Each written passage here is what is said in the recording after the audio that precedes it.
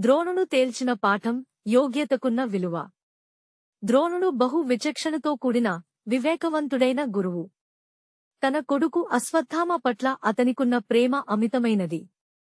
అయినప్పటికీ అస్త్రవిద్యా బోధనలో అతను నిర్దాక్షిణ్యంగా న్యాయం పాటించాడు. అర్జునుడికి శిక్షణ ఇచ్చినంతగా తన కుమారుడికి శిక్షణ ఇవ్వకుండా అతనికి సరైన అర్హత లేదని భావించాడు. దీనికి కారణం అశ్వత్థామ స్వభావం. అర్జునుడి సహనశీలత, నియంత్రణ లక్షణాలకు భిన్నంగా అశ్వత్థామ హఠము, ఉన్మాద స్వభావం కలవాడు. అతనికి శస్త్ర విద్య పాటించడం ప్రమాదకరమని ద్రోణుడు గ్రహించాడు. అశ్వత్థామ అసలు స్వభావాన్ని తెలియజేసే సంఘటన ఒకటి. అతను ద్వారకకు వెళ్ళినప్పుడు శ్రీకృష్ణుడిని కలసి ఆయన సుదర్శన చక్రాన్ని ఇవ్వమని అడిగాడు.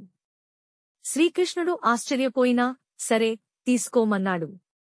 కాని అశ్వత్థామ తన చేతులతో దానిని ఎత్తలేకపోయాడు. దీనిని గమనించిన శ్రీకృష్ణుడు అశ్వత్థామ ధర్మబద్ధత లేనివాడు అని అర్థం చేసుకున్నాడు.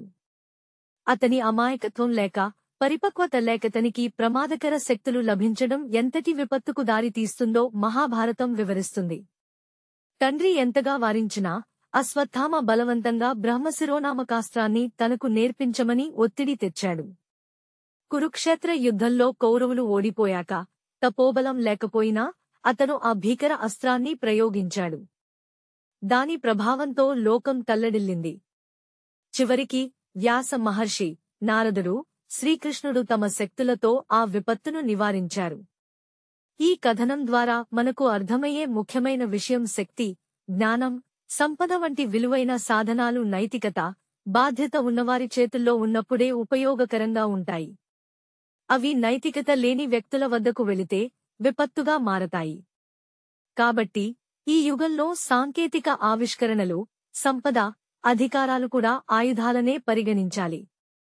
అవి ఎవరి చేతిలో ఉన్నాయో, ఎలాంటి ఉద్దేశ్యాలతో ఉపయోగించబడుతున్నాయో గమనించాలి. మన సంస్కృతి, మన విలువలు.